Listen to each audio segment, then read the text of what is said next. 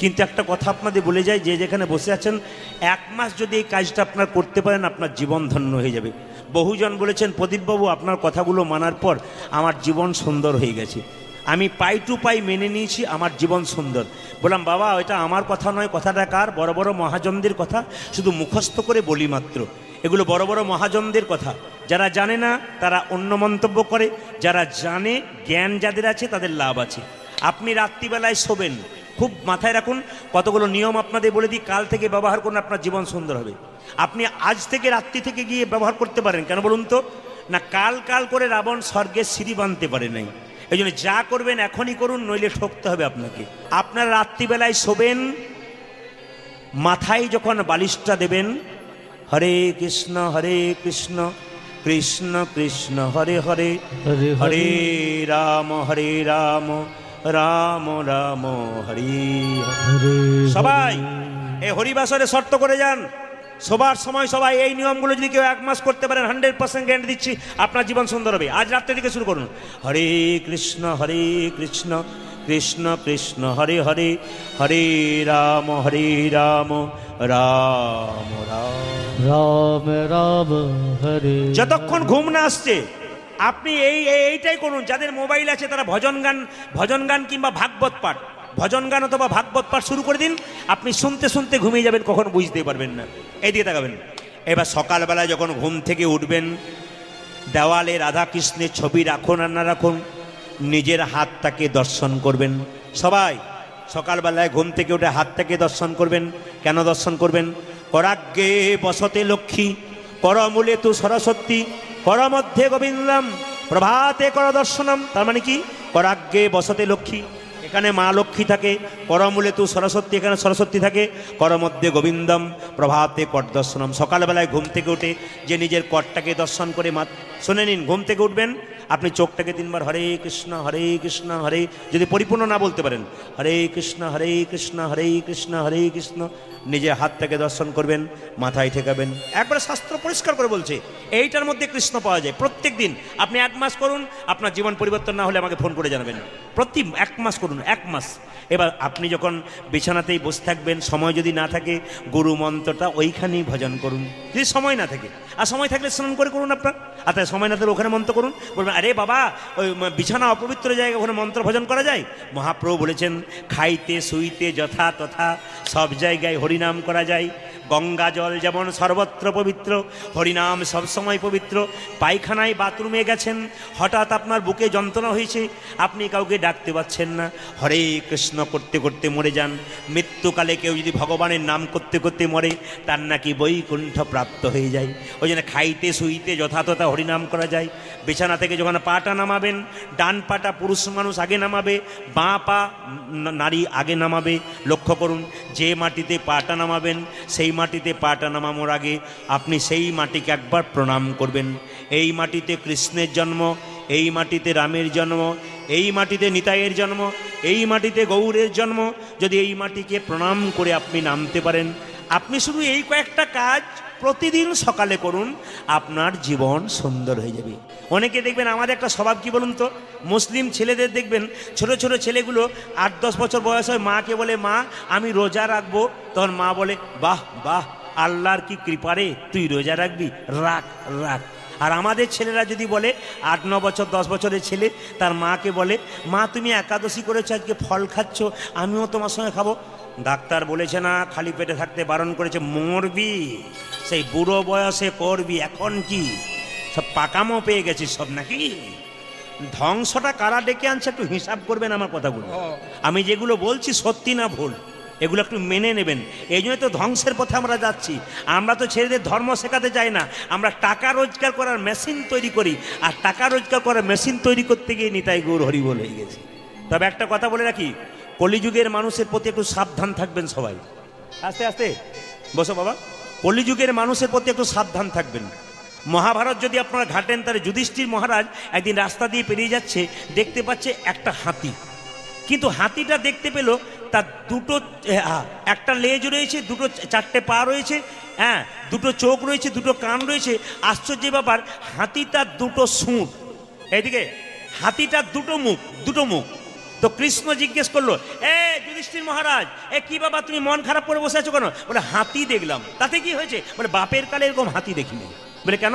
হাতির সব দেখলাম, দুটো জিনিস নাই। হাতির সব দেখলাম কিন্তু মুখ দুটো কেন দেখতে পেলাম? কৃষ্ণ বলল, কলিযুগের মানুষের দুটো করে মুখ হবে। অনেকে দেখছে আমার তো একটা মুখ, আবার দুটো মুখ কোথা থেকে এলো? না না, কলিযুগের মানুষের দুটো মুখ কেমন হবে? কত সত্যতা আছে দেখুন। কলিযুগের মানুষের দুটো মুখ, বাবা মনিটর দাও, কলিযুগের মানুষের দুটো মুখ কোথা হবে একটু লক্ষ্য করুন যে যেখানে আছেন। যেমন দেখবেন রামবাবুর সঙ্গে শ্যামবাবুর দেখা হচ্ছে কাছাকাছি। রামবাবু ভালো আছেন তো? বলে খুব ভালো আছি। আপনার মতো মানুষ হয় না। রামবাবু পেরিয়ে গেল, শ্যামবাবু মনে মনে ভাবছে তুমি যতক্ষণ না মরছো তোমার পেছনের জমিটা আমার হচ্ছে না। মানে এটা কটা মুখ? জোরে বলুন। আবার অপরাধ নেবেন একটু বাস্তবের সঙ্গে যদি একটু এগিয়ে যায় তাহলে আরো মজা পাবেন। এইদিকে এদিকে এদিকে স্বামী তার স্ত্রীকে বলছে, কবিতা, সবিতা তুমি আমার জীবনের কবিতা।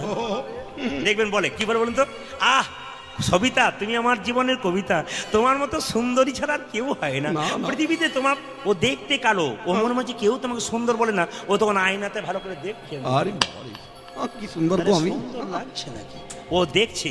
কিন্তু ও যখন আয়না দেখছে তখন ওর স্বামী মনে মনে ভাবছে, বললাম তো সবিতা তুমি আমার কবিতা, কিন্তু পরক্ষণেই ভাবছে তুমি যতক্ষণ না মরছো আর একজনকে ঢোকাতে পারছি। মানে লাইন দিয়ে দাঁড়িয়ে আছে আর একজন আর কি।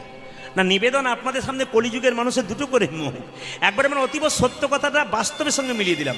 জেলে বলুন রাধা রানী কি জয়। একটু জোরে হবে, কিন্তু এত জোরে হবে যেন ওই খাতরা বাজার পেরিয়ে যায়। রাধা রানী কি জয়। যারা কীর্তন শুনছেন তাদের কাছে নিবেদন, মা কালীর মন্দিরে পাঁঠা বলি নয়। হিন্দু সনাতন ধর্ম বলছে পাঁঠা বলি যারা করে নিজেদের রসনা তৃপ্তির জন্যে করে, ছাগল বলি কোনোদিন নয়। যদি হয় তাহলে আমাকে উত্তর দিন। মা কালী হলো জগৎজননী। আমার মা, আপনার মা, ছাগলের মা, বিড়ালের মা, কুকুরের মা। তিনি যদি জগৎজননী হন তাহলে তো ছাগলের মা। মা হয়ে কখনো সন্তানের রক্ত কেউ পান করতে পারে? কতগুলো ভুল ধারণা নিয়ে আমরা বসে আছি। ছাগ বলি, ছাগ মানে ষড়রিপু, কাম, ক্রোধ, লোভ, মোহ, মদ, আশ্চর্য, এগুলো বলি দিতে হয়। এই জন্য মা কালীর মন্দিরে ছাগল বলি নয়। মা কালীর মন্দিরে কোন বলি? আমাদের ষড়রিপুকে বলি দাও। এই জন্যে মা বলি নয়। বলি কথার অর্থ হচ্ছে কি? নিবেদন করা, আত্মনিবেদন করা, নিজেকে মায়ের চরণে নিবেদন করা। রাধা রানী কি, বাবা শ্যাম সুন্দর কি, মদন মোহন কি, সবাই তুলছেন, দু চারজন তুলছে না, মনে মনে ভাবছে যারা তুলছে তাদের আগে কি হয় দেখি তারপর তুলব। যখন দেখতে যাবেন তখন তো ট্রেন আপনার পেরিয়ে চলে যাবে, তখন আর চান্স নাই আর কি। এই জন্য বলে রাখি, সময় থাকতে তুলুন, নইলে ঠকবেন কিন্তু। আজকে শরীরে ক্ষমতা আছে, হাত তুলতে লজ্জা করছে। যেদিন ক্ষমতা থাকবে না সেদিন সংসারে কেউ দেখবে না, তখন ওপরওয়ালা ছাড়া কোনো পথ নেই।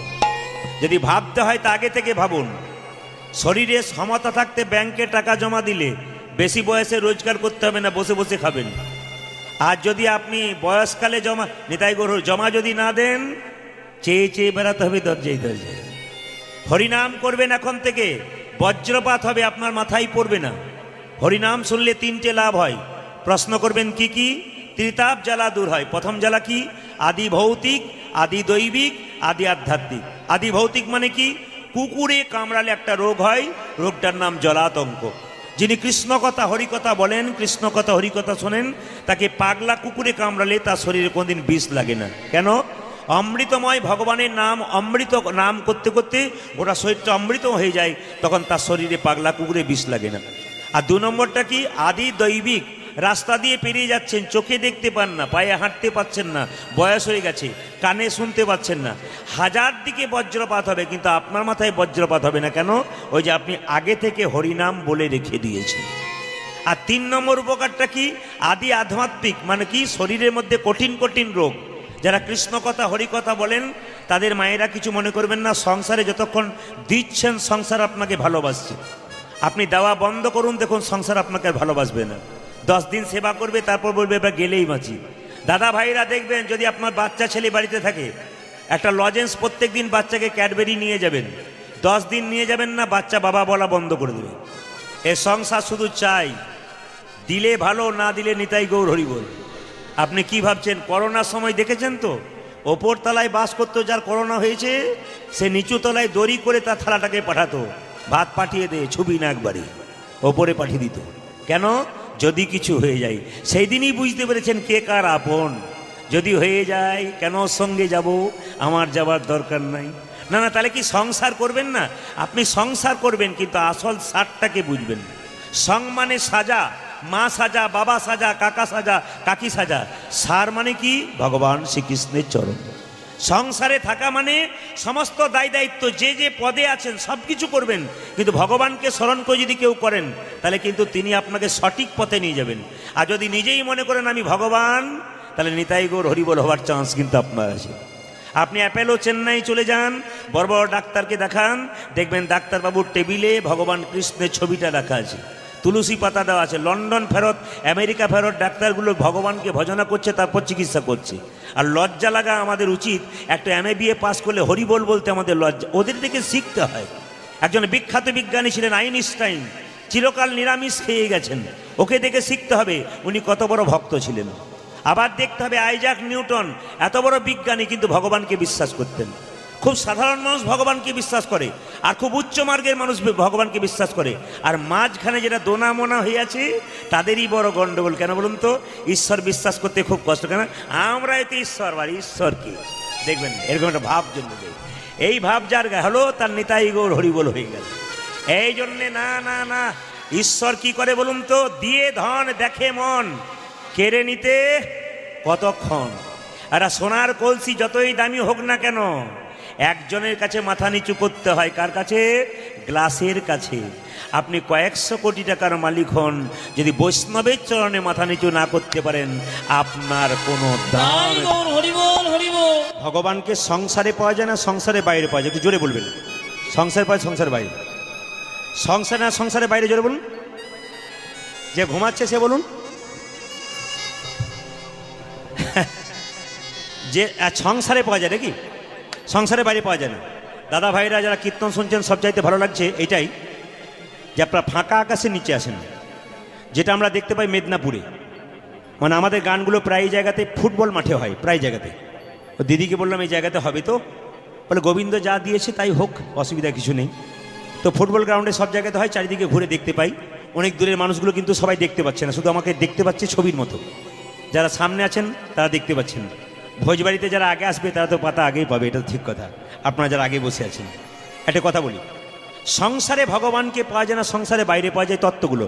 ঘর বাড়ি ত্যাগ করে বলে কৃষ্ণ হরে হরে, তুং দিয়ে যাই বৃন্দাবন, বাড়ি ছেড়ে তো চলে গেছে, ঘর যে তার মনে আছে, এই ত্যাগে পাওয়া যায় না শ্রীনন্দের নন্দন। ঘর সংসার ত্যাগ করে বৃন্দাবনে যাচ্ছেন, মাঝ রাস্তায় মনে পড়ে গেল ছেলের বিয়ে হয়নি, মেয়ের চাকরি হয়নি, এরকম পিছু চিন্তা যারা আছে, গোবিন্দ পাই না। আর গোবিন্দ পাবে কে? বলছে হ্যাঁ, পাকাল মাছ পাকে থাকে, তুলে দেখো পাকাল মাছকে, বড় হয়েছে সে পাক খেয়ে, কিন্তু পাকাল মাছের গায়ে কোনো পাকের দাগ লাগে নাই। একটা পাকাল মাছ পাকের মধ্যে বড় হলো, পাক খেলো, শরীরে পাকের দাগ নাই। ভক্ত পাকাল মাছ যারা কৃষ্ণ কথা হরি কথা বলে, তাদের শরীরে দুঃখের ছাপ থাকে না, আনন্দময় থাকে। আর কে পেয়েছিল মা?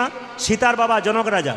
জনক রাজা ঋষি, যিনি পুণ্যত্যাগী ছিলেন, তিনি কোনোদিন সংসার ত্যাগ করেন নাই, সোনার পুরীতে বসে থাকতো, মনকে সেজে গোলকে রাখতো। এরকম ত্যাগী হয়ে যায়, কৃষ্ণচরণ পাওয়া যায়। আপনাদের মায়েদের 2 ভরি 4 ভরি সোনা হলে আপনারা হাত বাড়ি বাড়ি দেখান, দেখ আমি কেমন সোনা পড়েছি, গলার মালাটা এমনি করে দোলান, দেখ আমি কেমন পড়েছি। কিন্তু জনক রাজার কথা চিন্তা করুন, ঋষি হলেন কেন? রাজা থেকেও ঋষি হলেন, যে বাড়িতে বাস করতো গোটা বাড়িটা সোনা দিয়ে মোড়া, কিন্তু মন রাখতো গোবিন্দ চরণের প্রতি। মানে গাড়ি বাড়ি সাই সব আছে, কিন্তু মন আছে গোবিন্দের চরণের প্রতি। আবার কি আসতে? পদ্মপাতা জলে ভাসে, যখনই বর্ষা আসে, বর্ষার জল লাগে পদ্মপাতার গায়ে, তুলে দেখো পাতাখানা, পদ্মের গায়ে দাগ লাগে না। এরকম যদি ত্যাগী হওয়া যায়, কৃষ্ণচরণ পাওয়া যায়। পদ্মপাতার ওপরে বর্ষার জল ফটফট করে লাগে, বলুন তো পদ্মর পাতে গায়ে দাগ লাগে? যারা ভক্ত পদ্মপাতা, দুঃখের ছাপ তাদের শরীরে কোনোদিন লাগে না, সদা আনন্দময় থাকে। তার প্রমাণ পেয়ে গেলাম খাতড়াতে এসে। আজকে আমি, আমাদের ক্যামেরা হচ্ছে, ক্যামেরা তো সব কিছু উঠছে, আপনারা 4 দিন পরে গানটা দেখতে পাবেন। কিন্তু লক্ষ্য করবেন, MK স্টুডিও আপনারা সার্চ করবেন, একজন ভক্ত কি বাংলা কীর্তন স্টুডিও আপনারা সার্চ করবেন। একজন বললেন আমাকে যে আমি বাংলা কীর্তন স্টুডিও খুব দেখি। হ্যাঁ, আমার বাংলা কীর্তন স্টুডিও খুব ফেভারিট, আপনার যে গানগুলো আছে। তো বাংলা কীর্তন স্টুডিও আপনারা 4-5 দিন পরে দেখবেন, বাংলা কীর্তন স্টুডিও, আপনার গানগুলো সব শুনতে পাবেন। তখন যদি আপনারা হাত কেউ না তুলেছেন, তখন দিদি আমি তুলি নাই গো, আমার উঠে নাই, তোমার উঠে গেছে। এটা যেন বলতে না হয়। সবাই প্রেম সে শুনবেন। সংসারে ভগবানকে পাওয়া যায়, সংসারে বাইরে পাওয়া যায় না। প্রমাণ কি? একদিন নারদমুনি ভগবানকে বলছে, প্রভু তোমার সবচাইতে বড় ভক্তকে? ভগবান বলছে, নারদ সংসারে থেকে আমায় যে ডাকে সে। আচ্ছা আচ্ছা, সংসারী ভক্ত খালি কর্ম করলো, খেলো, তোমার একবার নাম করলো, ওরা ভক্ত ভক্ত হয়ে গেলো, আর আমি হলাম না? দিন নাই রাত নাই নারায়ণ করি। ভগবান বলছে, নারদ তুমি দিন নাই রাত নাই নারায়ণ করতে পারো, কিন্তু সংসারী ভক্ত বড়, এরা কর্ম করে আর হরিবোল বলে, এরাই বড় ভক্ত। বলে প্রমাণ দিতে পারবে? বলে কেন দেবো না। নারদ তোমাকে একবারই সর্ষের তেল দিলাম, এই সর্ষের তেলটা তুমি কি করবে? 50 হাত দূরে নিয়ে যাবে, 50 হাত দূর থেকে নিয়ে আসবে, কানায় কানায় পরিপূর্ণ তেল, কিন্তু এক ফোঁটা যেন না পড়ে। নারদ বলল, প্রভু কোনো ব্যাপার নাই, 50 হাত যাবো, 50 হাত আসবো, এক ফোঁটা তেল পড়বে না। নারদ কাঁপতে কাঁপতে 50 হাত গেছে, 50 হাত এসছে, প্রভু 50 হাত গেলাম, 50 হাত এলাম, এক ফোঁটাও তেল পড়ে নাই।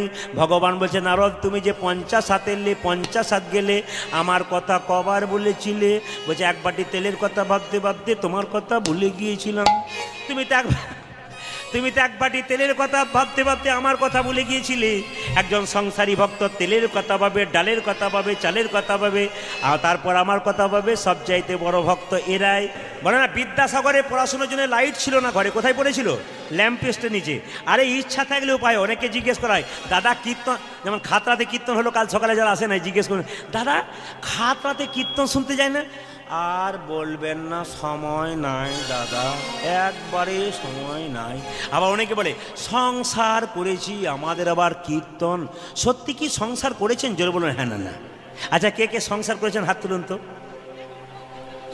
সব ব্রহ্মচারী নাকি? আর কই নাই সংসার কিয়া, সব সন্ন্যাস বান গিয়া কিয়া? ও মায়েরা, সংসার আমরা করি নাই, আমার বাবা করে নাই, দাদু করে নাই। কেন বলুন তো? সংসার কে করেছিল? বলে, কৃষ্ণ ভজিবার তরে জীব সংসারে আইনু, মিছে মাহাই বদ্ধ হয়ে বৃক্ষ সম হইনু। এবার আপনারা বলুন, এই জন্য তো পণ্ডিত বলেছে কি, সংসার সুখের হয় পুরুষের গুণে। ঠিক ঠিক। দেখেছেন কেমন পাওয়ার? দেখেছেন আপনার কেমন হেরে গেলে দেখলেন? এতক্ষণ মায়েরা সব চুপ করেছিল, যখন বলছে সংসার সুখের পুরুষের গুণে, মায়েরা বলছে খবরদার বলবেন না। দাদা ভাইরা তখন মনে মনে ভাবছে, যাক আপনি এতদিন পরে আমাদের হয়ে বলেছেন, আপনি যা বলবার বলেন, আমাদের বলবার কোনো উপায় নাই, নাহলে ঘরে গন্ডগোল আছে। না, আপনাদের এখানে গন্ডগোল নাই, কারণ আমি তো শুনলাম যেখানে স্বামী স্ত্রীতে কোনো ঝগড়াই না না, এখানে কোনোদিন ঝগড়া হয়? কোনো ঝগড়া, খুব মিল আছে। তবে আপনাদের স্বামী স্ত্রীতে যে ঝগড়া না হয়, তার জন্য একটা মন্ত্র আপনাদের বলে দিয়ে যায়, আপনারা সবাই শিখে নিন। স্বামী স্ত্রীতে ঝগড়া হবে না। কোন স্বামী স্ত্রী সুখী? যার স্ত্রী বোবা, যার স্বামী কালা, তার নাই কোনো আছে? বোবার কালা জ্বালা আছে? আচ্ছা আচ্ছা আচ্ছা আচ্ছা আচ্ছা আচ্ছা আচ্ছা, বলে বলি। এইদিকে আমাদের পাশের বাড়িতে একটা মেয়ে সবসময় ঝগড়া করে তার স্বামীর সঙ্গে। আমি জিজ্ঞেস করলাম, দিদি তোমার ঝগড়া কিসের? বলছে, 7টার সময় বাড়ি ফিরলে কোনো অসুবিধা নাই, 9টায় ফিরলে আমার মাথা খারাপ হয়ে যায়। বললাম কেন? আমি খালি বলি, তখন সেটা বললাম, তোমার সঙ্গে ঝগড়া কিসের? খালি 9টা হয়ে গেলে বলে, দেশের কাজ কি তোমারই আছে আর কারো নাই? মেয়েদের দেখবেন এটা ভালো স্বভাব আছে, কি বলুন তো? দেশের কাজ কি তোমারই পড়লো আর কারো নাই? কেউ কি কাজ করে না? বেটা ছেলেটা কাজ করছে না? তোমার দেশে রাত 9টার সময় ফিরছো, এখন 5টা জায়গায় 25টা বলে দেয়।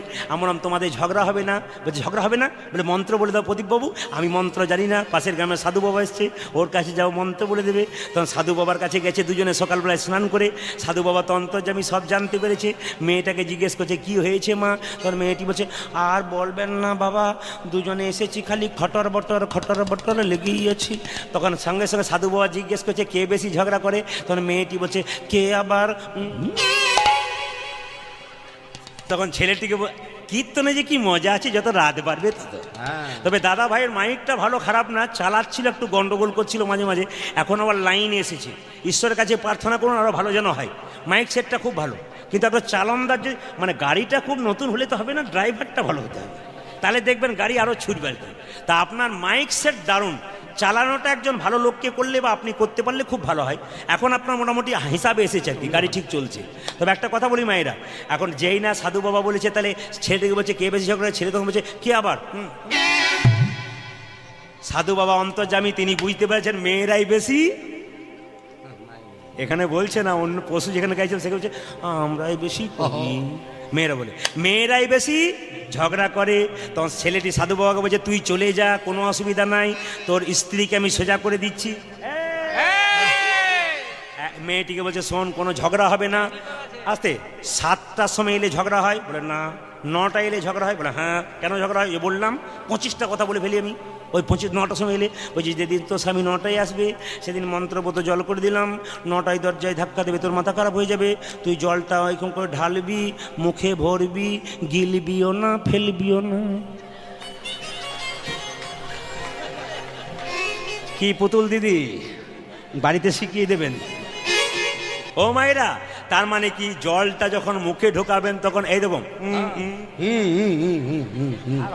আর হবার চান্স আছে। এখানে যারা আছে তারা মনে মনে ভাবছে যে যদি কোনো দাদার এরকম গন্ডগোল হয় যে জল নিয়ে প্রদীপ পালের ওষুধটা কাজে লেগেছে। যেটা বল রাধা রানী কি ব্রাহ্মণদের কেউ মারা যাক, আমাদের কেউ মারা যাক, 10 দিন 15 দিন 20 দিন যা কাজ হোক, কিন্তু মারা গেলে দেহ মারা যায় না, আত্মা মারা যায়। দেহ মারা যায়, আত্মা মারা যায় না।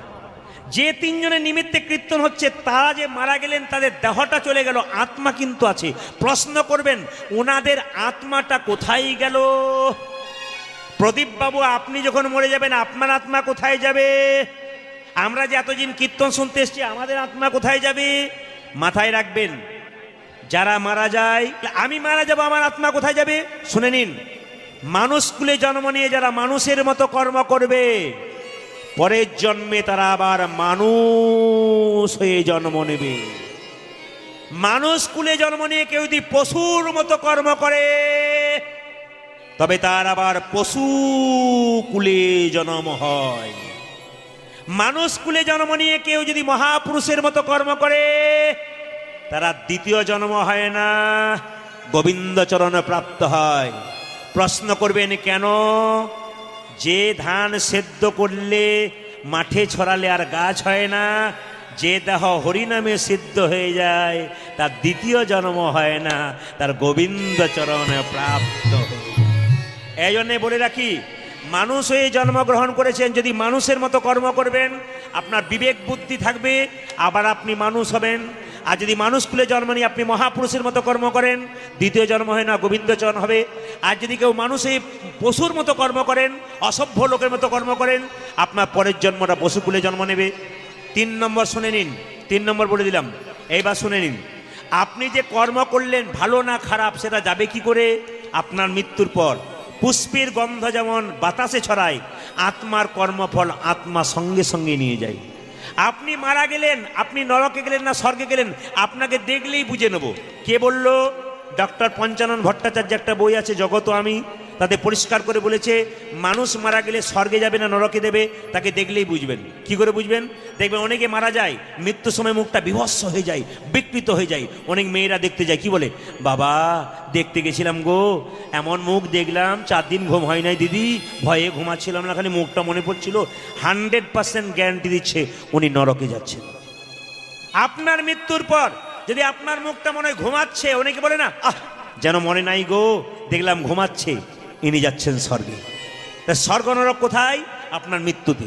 আর কি করে বুঝবেন? খাতড়া গ্রামের কেউ মারা গেল, বলো হরি, বলো হরি।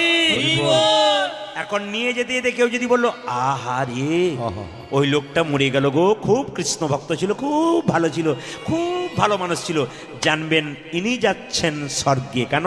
দশচক্রে ভগবান, জন্ম হোক যথা তথা, কর্ম যদি ভালো হয়, মৃত্যুর সময় আপনাকে সবাই বলবে আহ কৃষ্ণ ভক্ত, কি ভালো মানুষ ছিল, জানবেন ইনি গেলেন স্বর্গে। আর আপনার মৃত্যুর পর যদি বলে লোকটার মতো বদমাইশ লোক গ্রামে আর কেউ ছিল না, ও বেটা গেল না, গ্রামটা শান্তি হলো, জানবেন ইনি যাচ্ছেন নরকে। এই জন্য বাবা, জন্ম যেখানে হোক না কেন কর্ম যেন ভালো হোক, ব্যবহারটা ভালো করতে শিখুন। ব্যবহার ভালো করতে পয়সা লাগে না। রামকৃষ্ণ পরমহংসদেব বলেছেন, আপনার বাড়িতে কেউ যদি যায়, মিষ্টি দুটো দিতে না পারলেন, যদি দুটো মিষ্টি জল না দিতে পারেন, কিন্তু মিষ্টি কথা দুটো তো বলতে পারবেন। যদি দুটো মিষ্টি কথা বললেন, আপনার বাড়িতে গিয়ে মনে হবে অমৃত পেলাম। আর মিষ্টি জল দিলেন কিন্তু আপনার ভেতরে প্রেম নাই, নেতাই গৌর হরি বল। এই জন্য কখন কে চলে যাবে কেউ জানে না বাবা, পদ্মপাতার জল করে টলমল। আপনারা কীর্তন শুনতে এসছেন, গ্যারান্টি নাই বাড়ি যাবেন রাস্তাতে হরিবোল হতে পারেন। রাত্রিবেলায় শোবেন, সকালবেলায় চোখ খুলবেন, গ্যারান্টি নাই চোখ খুললে সকাল হবে আর চোখ না খুললে পরকাল হবে। আবার দেখবেন, লক্ষ্য করবেন, ট্রেন আসবার সময় সিগন্যাল দেয়, আমরা জানতে পারি ট্রেন আসে। মৃত্যু আসবার সময় কোনো সিগন্যাল দেয় না, যে কোনো মানুষের জীবনে আসতে পারে, কে যে কখন চলে যাবে কেউ জানে না। তাই নিবেদন আপনাদের কাছে, যাওয়ার আগে ভালো ব্যবহার করুন। এইবার আপনি মরে গেলে স্বর্গে গেলেন না নরকে গেলেন, ভাগবত কি বললো দেখুন। আমাদের শরীরে কটা ছিদ্র আছে? 9টা। গুনে নিন, আমার দিকে তাকান। 2 কান, 2 চোখ, 2 নাকের ছিদ্র, মুখের একটা ছিদ্র, নিচের দিকে 2 পায়ু উপস্থ, 9। জেনে নিন, এই 9টা ছিদ্র দিয়ে যদি প্রাণ বেরোয় কারো, ভালো করে তাকিয়ে নিন, দেখে নেবেন, মিলিয়ে নেবেন কথাগুলো। ভাগবত কি বলল? চোখ দিয়ে যদি কারো প্রাণ যায়, অনেকে দেখবেন তাকিয়ে তাকিয়ে মরে, বাবা তাকাচ্ছে গো যেন মরে নাই, জানবেন চোখ দিয়ে প্রাণ গেল। অনেকে দেখবেন হাঁ করে মরে, মুখ দিয়ে প্রাণ গেল। অনেকে কানের ফুটো বড় হয়ে যায়, কান দিয়ে প্রাণ গেল। নাকের ফুটো বড় হয়ে যায়, নাক দিয়ে প্রাণ গেল। অনেকে পায়খানা প্রস্রাব করে দেয় মৃত্যুর সময়, জানবেন ওই দিকে প্রাণ গেল। শাস্ত্র বলল, এই 7টা ছিদ্র দিয়ে যদি কারো প্রাণ বেরোয়, তিনি স্বর্গে গেলেন। আর নিচের 2 ছিদ্র গিয়ে, মানে পায়খানা প্রস্রাব যদি করে দেয়, উনি নরকে গেলেন। এই জন্য বাবা, অনেকে দেখবেন মৃত্যুর সময় ভয়ে থরথর করে কাঁপে। লোকে বলে কি হয়েছে, কি হয়েছে, কে যেন ভয় খাওয়াচ্ছে, মানে যমরাজ তাকে বারবার ভয় খাচ্ছে, এত পাপ করেছে। এই জন্য আপনি যদি পাপ করেন এই সংসারে এসে, পরের জন্ম আপনার ভালো হবে না। আপনি এই জন্ম ভালো পেয়েছেন, পূর্ববর্তী জন্মটা কর্মটা ভালো করেছেন, এই জন্ম ভালো পেয়েছেন। আপনি এই জন্মে খারাপ কর্ম করে দেবেন, ব্যাস হিসাব নিকাশ চুকে গেল। আপনার পরের জন্মে পাক্কা আপনি নোংরা জায়গায় জন্ম নেবেন। তখন সেই দিন বুঝতে পারবেন ভালো আর খারাপের জায়গা কোথায়। তবে আপনাদের এখানে একটা ভালো জিনিস দেখলাম, কি বলুন তো, আস্তে আস্তে ভালো জিনিস দেখলাম, যেটা আমি দিদিকে বলে যাবো, আপনাদেরকে বলে যাব। সেটা হচ্ছে একটাই কথা, যে আস্তে, আপনাদের এখানে মেয়েদের কিন্তু অন্য জায়গাতে মাথায় কাপড় থাকে না, আপনাদের এখানে প্রত্যেকটা মেয়ের মাথার কাপড়। ওইটি বলবার আগেই তো বলে ফেললেন আপনি। ওইটা তো আমি বলতাম আর কি, মানে ওইটাই তো বলতাম। দাদারা মনে হয় সাদে কি বিড়াল গাছেই ওঠে, ঠেলাই পড়েছে, তাই ভাগ্যে ঠান্ডা পড়ছে, নাহলে ঘরে গিয়ে দেখবেন কিরকম হয়। আর একটু আপনাদের বলি, আমার তো বীরভূমে বাড়ি, না কি বলছেন, আর আপনাদের বাঁকুড়াতে বাড়ি। তো আমি কোনো জায়গার নিন্দা করছি না, সব জায়গারই নিয়মটা বলছি। আমার মায়ের মা বেঁচে ছিল 95 বছর বয়স, মাথার কাপড়টা এখানে ছিল। আমার মা বেঁচে আছেন এখনো 75 বছর বয়স, মাথার কাপড় এই পর্যন্ত আছে, একবারে সরাবে না।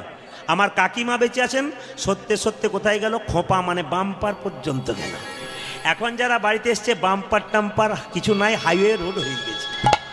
তবে একটা কথা বলি, আপনারা বাম্পার রাখবেন, অন্তত হাইওয়ে রোড করে দেবেন না। আচ্ছা বলুন তো মায়েরা, আগে দেখবেন ভাসুর দেখলে মেয়েরা পর্দা নিত না, ভাসুর দেখলে মেয়েরা নিত পর্দা, এখন আর নেয় না কেন? যেদিন থেকে ভাসুর হলো বর্দা, সেদিন থেকে সরে গেল পর্দা আর পর্দা। কি যুগে পৌঁছালাম আমরা, না না কোন যুগে। আবার দেখবেন এইদিকে এইদিকে এইদিকে, আমি আসতে আমার মাকে কীর্তন করার পর মাঝে মাঝে গল্পগুলো বলি, বাবা আমার নাই তো, 2 বছর চলে গেছে। আসতে তো মাকে কি বলি, মা ছোটবেলায় যখন পড়াশোনা করতাম স্কুলে, তখন প্যান্টের জায়গাটা ফেটে যেত, তুমি সেলাই করে দিতে। স্কুলে গিয়ে উঠবার সময় 4 দিয়ে উঠতাম যাতে ফেটে না যায়। আমি মাকে বললাম, মা এখন যদি আমার জন্ম হতো কোনো অসুবিধা ছিল না। বলে কেন? এখন সেলাই করতে হতো না, জিন্সের প্যান্ট কিনতাম 25 জায়গা ফাটা, কোনো অসুবিধা। যত ফাটা পড়বেন তত ফ্যাশন তৈরি হচ্ছে। কি যুগ এলো দাদা, হ্যাঁ? ফাটা প্যান্ট, তার আবার ফ্যাশন, কত এইখানে ফাটা, ওইখানে ফাটা, ওইখানে ফাটা। যত ফাটা পড়বেন তত আপনার লাভ আছে। না আমরা না কত জঘন্য জায়গায় পৌঁছাচ্ছি। এগুলো তুলে ধরার একটাই কারণ, আপনার সমাজকে ভালো করুন, ভদ্র ছেলে তৈরি করুন। ফাটা প্যান্ট পরা নয়, ভদ্র ছেলে তৈরি করুন, ভালো ছেলে তৈরি করুন। আমি একটা নিবেদন রাখতে যাই, আপনাদের খাতরাত এখন আমার চোখে পড়ে নাই, কিন্তু অন্য জায়গায় পড়েছে। দেখবেন অনেকে সেলুনে যায়, দাদা আমাকে হানি সিং কাট করে দিন তো। হানি সিং মানে আপনারা বুঝতে পারছেন নিশ্চয়ই, আহ কি ডিজাইন। হ্যাঁ বাবা দেখিয়েছে, বাবা কিন্তু বয়স্ক লোক বলছে এরকম করে দেখিয়ে দিয়েছে। তার মানে এইখানটা কাটা, এখানে একটা ঝুঁটি নেওয়া থাকে। তো হানি সিংকে কাছে পেলে বলতাম, ভাই তোমার দেখে দেখে যখন সবাই করছে, এক কাজ করো, তুমি গোটাটাকে চেঁচে দাও, একটা শিখা রেখে দাও, তাহলে হিন্দু ছেলেগুলো সব মহাপ্রভুর দলে নাম লিখিয়ে দেবে আর কি। যদি করতে পারে তাহলে। তো লক্ষ্য করুন, আমি যে জায়গায় ছিলাম এই কথাটা বলার মধ্যে, লীলার মধ্যে যাবো, তত্ত্বের মাধ্যমে সবার কাছে অনুরোধ হলো এই জায়গাটি দর্শন করবেন। বিল্লমঙ্গল ঢুকলো, অহল্যা দরজা খুলে দিল। অহল্যা স্বামী বলল, কি ব্যাপার, তুমি ঢুকে গেলে কেন? কি চাও ব্রাহ্মণ? সেবা চাই। আসলে বিল্লমঙ্গলে মনে কি ইচ্ছা বলুন তো? এই চিন্তা, তুমি আমায় ত্যাগ করলে কি হবে? তোমার চাইতে সুন্দরী রমণী পেয়ে গেছি। কাকে? অহল্যাকে। এর কাছে যাব, সেবা গ্রহণ করব, দক্ষিণাস্বরূপ এই মেয়েটাকে চেয়ে বসবো। কু মনোভাব নিয়ে গেল। যখনই দরজায় গেছে ভিক্ষা দাও, তখন মেয়েটি কি করেছে? বাড়ির ভেতরে ঢুকে গেছে মা। অহল্যা স্বামী বণিক বলে উঠলো, এই যে এই যে এই যে বৈষ্ণব যার বাড়িতে আসে, যে বাড়িতে না হয় বৈষ্ণব সেবন, তার বাড়ি হয় শ্মশান সমান। তুমি এক কাজ করো, বৈষ্ণবকে সেবা দাও। মাইলা অহল্যা, সবাই তাকান আমার দিকে, অহল্যা রন্ধন তৈরি করে বিল্লমঙ্গলকে খেতে দিতে গেল। বিল্লমঙ্গল যখন সেবা করলো, বলল, তুমি আমাকে দক্ষিণা দাও। ওগো বণিক। বণিক বলল, কি দক্ষিণা চাও? বলে, এই দক্ষিণা চাই, তুমি যা বলবো তাই দেবে। বলে, হ্যাঁ, তুমি যা চাইবে তাই দেব। বিল্লমঙ্গল সুযোগে পেয়ে গেল, দক্ষিণা যদি দেবে, আজ রাত্রিতে তোমার স্ত্রীকে সুন্দর করে সাজিয়ে আমার সেবায় লাগিয়ে দাও। না বলো না, বলো না, না বলো না, বলো না, ভুল করে বলো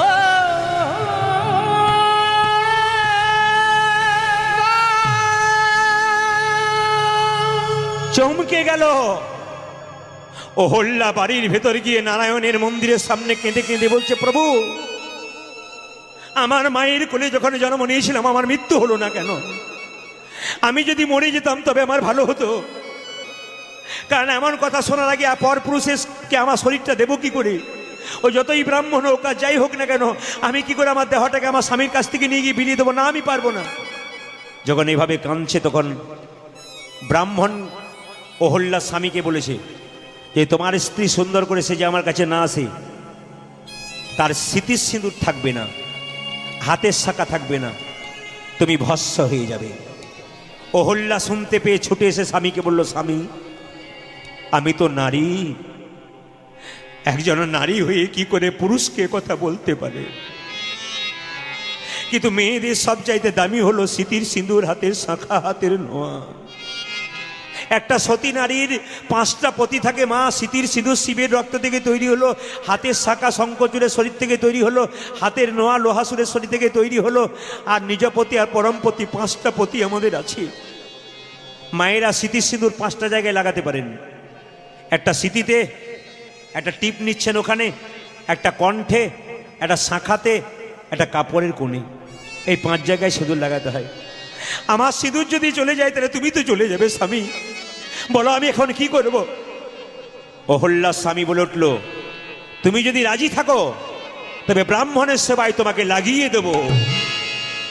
স্বামী, একজন স্ত্রী তার স্বামীকে রক্ষা করার জন্যে কত দেব মন্দিরে রোগ হলে নিয়ে যায়, কত ডাক্তার দেখায়, কত কবিরাজ দেখায়।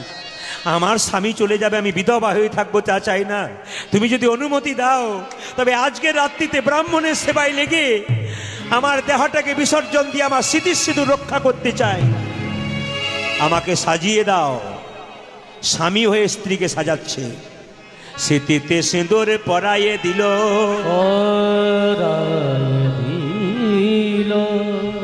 নয়নে কাজল পরালো, নয়নে কাজলে পরায়ে। সবাই অনুভব করবেন, এই ঘটনা যদি আপনার জীবনে কোনোদিন হয় আপনি কি করবেন? পরপুরুষের সেবা যদি আপনাকে লাগতে হয়, আপনার স্বামীকে রক্ষা করতে গেলে আপনি কি করবেন? অনুভব করবেন নিজে নিজে। অহল্যাকে সাজাচ্ছে তার স্বামী, স্মৃতিতে সিঁদুর পরাইয়ে দিল, পরায়ে দিল, নয়নে কাজল পরালো, নয়নে কাজল পরায়ে দিল, কণ্ঠে দিল সোনার মালা, সোনার মালা, চরণে দিল আলতা,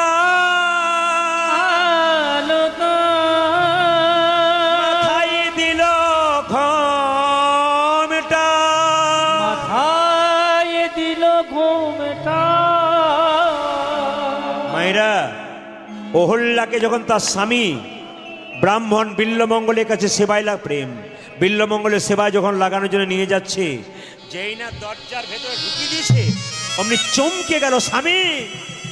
একজন পুরুষ কেমন করে পারে তার স্ত্রীকে পর পুরুষের কাছে লাগাতে?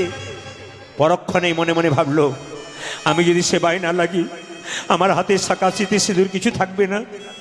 চুপচাপ দাঁড়িয়ে আছে বিল্বমঙ্গলের কাছে, দরজা বন্ধ হয়ে আছে।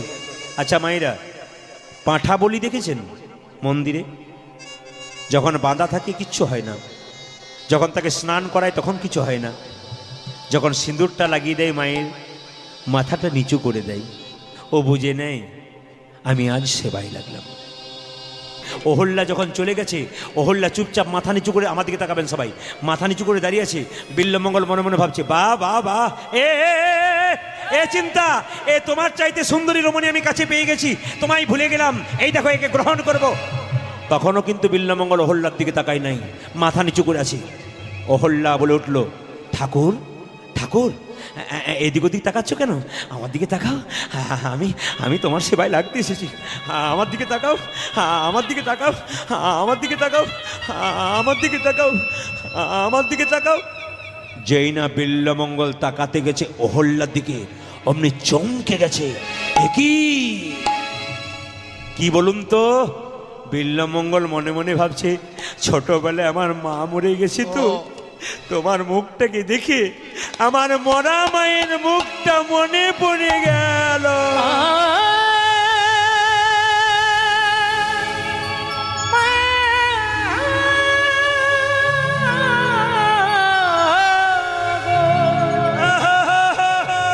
ও মা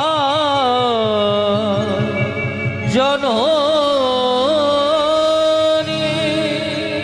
মা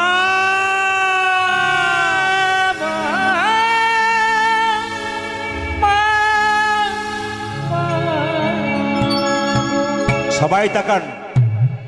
যেই না মা বলেছ অমনি অহল্যা মনে মনে ভাবলো, কেউ আমাকে মা বলে ডাকে না, তুই মা বলে ডাকলি, তুই কি চাস? বিল্বমঙ্গল বলে উঠলো, দাও মা, দেবে যদি আমায় একটা জিনিস দাও, তোমার মাথার দুটো সোনার ক্লিপ রয়েছে কাঁটা, ওই দুটো দাও, ওই দুটো আমাকে দাও। যেই না দিয়েছে মা বুঝতে পারে নাই। বিল্বমঙ্গল নয়নের কাছে নিয়ে গিয়ে বলল, ওরে নয়ন, তুই আমায় কৃষ্ণচরণ পেতে বাধা দিলি, এই দেখ আমার মায়ের সামনে এই নয়ন দুটো আমি অন্ধ করে দিলাম। একই মাগো তোমার চরণে সপে দিলাম আমার দুটি নয়ন তারা, তোমার চরণে সপে আমার দুটি নয়ন। ও মাগো, তো ভগবান চলে গেলেন বিল্বমঙ্গলকে নিয়ে। বিল্বমঙ্গল বলল, আমি তোমাকে দেখতে চাই। ভগবান হাত দিলেন চোখে, বিল্বমঙ্গলকে দেখতে পেলেন, চিন্তাকে ডাকলেন বিল্বমঙ্গল। একদিকে চিন্তা, একদিকে বিল্বমঙ্গল। আজকে আমি এখানে মিলনের জায়গায় রাখলাম, আপনারা কি উঠবেন না? ঠিক করেছেন নাকি? এত শীতের রাত্রিতে আপনারা কীর্তন শুনছেন, রাত কত হয়েছে, আপনারা সবাই ভালো থাকুন। আজকে বিল্বমঙ্গলকে যখন পেলাম, চিন্তাকে পেলাম, রাধাকৃষ্ণ একসঙ্গে পেলাম, সবাই মিলে হাত তুলে একসঙ্গে গানটা গান। হরে রাম হরে রাম রাম রাম হরে হরে। হরে হরে কৃষ্ণ হরে কৃষ্ণ কৃষ্ণ কৃষ্ণ হরে হরে, হরে রাম হরে রাম রাম রাম হরে হরে। হরে কৃষ্ণ কৃষ্ণ কৃষ্ণ হরে হরে, হরে রাম রাম রাম হরে হরে। হরে কৃষ্ণ কৃষ্ণ কৃষ্ণ হরে হরে, হরে রাম রাম হরে হরে। হরে কৃষ্ণ কৃষ্ণ কৃষ্ণ হরে হরে, হরে রাম রাম রাম হরে হরে। হরে কৃষ্ণ কৃষ্ণ কৃষ্ণ হরে হরে, হরে রাম রাম রাম হরে হরে। নয়নানন্দেতে ভনে সেই তো সকলই জানে, সর্বসিদ্ধি করতলে। বলুন রাধা রানী কি